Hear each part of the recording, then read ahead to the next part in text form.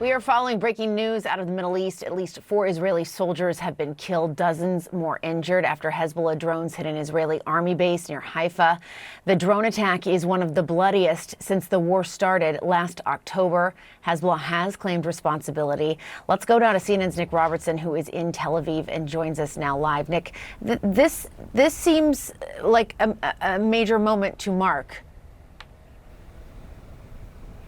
It is. The IDF has confirmed that this was a military base that was struck, that 4 soldiers are dead, 7 are critically injured. Medics on the scene describe it as a very difficult situation. More than 60 casualties, they said, evacuated to 8 different hospitals by ambulance and by helicopter. But you have to stress here that this base is 40 miles from the border with Lebanon. That's a long way. It's closer to here in Tel Aviv than it is to the actual fighting at the war front. So this is very significant, and it absolutely does seem to be perhaps the bloodiest incident targeting and hitting IDF forces away from the front line since October the 7th last year. The IDF chief spokesman has been to the site tonight, describing what has happened. He's described that Hezbollah managed to get a drone into the base, that it came across the northern border from Lebanon around about 7 p.m. He said the situation is now under IDF control, but what he describes is a scenario that requires investigation and reveals that they've come up short on defenses, and he says the defenses need improving too. We are now busy contacting their families. All of the soldiers at the base were instructed to call home and update their families that they are okay. We are managing the incident. We will learn from and investigate the incident, how a UAV entered without an alert at the base. The threat of UAVs is a threat we are dealing with since the beginning of the war. We need an improvement to our defense.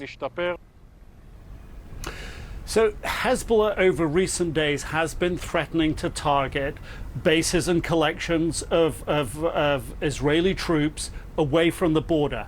This is something that it's been threatening to do. Now, after this strike tonight, they claimed that this was the act of a suicide drone.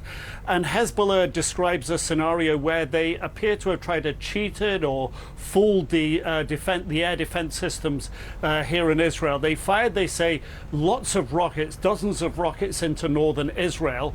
And then after that, with the intention, they say, of confusing the air defense systems, and then sent a squad of suicide drones to target the base. Now, that may be an overstatement of what they did, but it clearly shows that Hezbollah has been trying to find, over recent weeks, a way to get around the air defense systems here, which until now have been pretty effective. On Friday, a Hezbollah drone managed to get within a few miles of Tel Aviv and hit a nursing home not far away, and that was after intercept efforts. So Hezbollah seems to be refining their tactics here. And as you heard from the IDF spokesman there, they absolutely need to improve. This is a very, very deadly and bloody day for the IDF today. Yeah, it certainly is. I also want to ask you about this other major development. The U.S. now saying it's going to send an advanced anti-missile system to Israel along with about 100 U.S. troops to operate it. How significant is that? It's very significant. This system, the THAAD, the Terminal High Altitude Area Defense missile system, is designed to intercept ballistic missiles, and it's ballistic missiles that Iran fired at Israel 2 weeks ago, more than 180 of them. Some of them got through to bases and other sites in Israel, military bases. So with this THAAD system, it should give Israel more protection if Iran strikes them again with ballistic missiles. The Houthis in Yemen, the Hezbollah to the north in Lebanon have also been firing ballistic missiles here. But this is a comprehensive system, and 100 troops is about what is normally sent with one of these weapon systems. And it's a comprehensive system that should sort of provide more or less blanket coverage across the whole country and will supplement what Israel's doing already.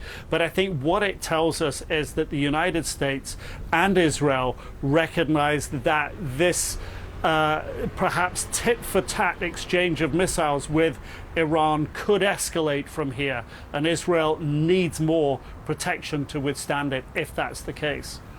Certainly. All right, Nick Robertson with really important reporting for us tonight from Tel Aviv. Thank you so much for that.